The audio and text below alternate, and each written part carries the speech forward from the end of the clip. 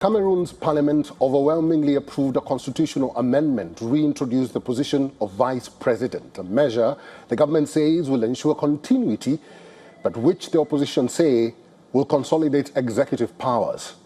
President Paul Biya, the world's oldest leader, is set to get a vice president for the first time in his 4-decade rule.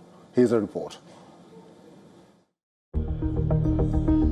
It all began with a review of a constitutional amendment bill proposing to reinstate the post of vice president, a role designated to ensure continuity in the event of the death or incapacity of the nation's 93-year-old president, Paul Biya.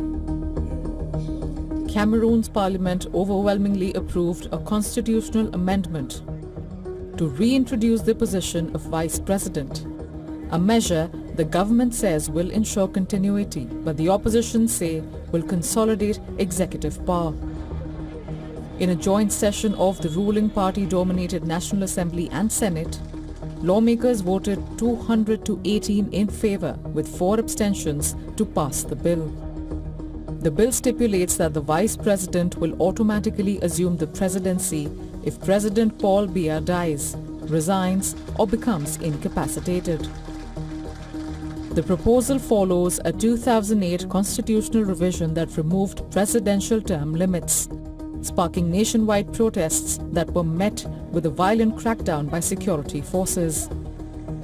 The government argues that the vice president's role would preserve state stability during potential leadership transitions. The opposition says it was submitted without broad consultation. The constitution involves every Cameroonian, and for now, the most majority of Cameroonians are not involved. They are the great absent of these gatherings. So, independently of what will be given for the modification, we are afraid that the result will not permit to Cameroon to reach the United Cameroon. This concerns the amendment of certain provisions of the Constitution of Cameroon, and unfortunately the texts in question, the articles concerned, have not been set out, and we will certainly find this out shortly in plenary, after the Conference of Presidents, no doubt.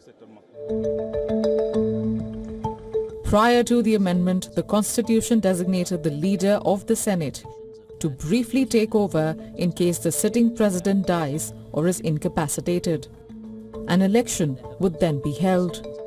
The approved bill now stipulates that the vice president, appointed by the president rather than elected, will become the head of state to serve out the rest of the 7-year term.